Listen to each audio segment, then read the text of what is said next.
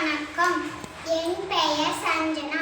நான் 4ஆம் வகுப்பு படிக்கிறேன். என் பள்ளியின் பெயர் ஊராட்சி ஒன்றிய தொடக்கப்பள்ளி புதுக்குடியானூர். நான் பேசும் தலைப்பு தேசபக்தி பாடல்.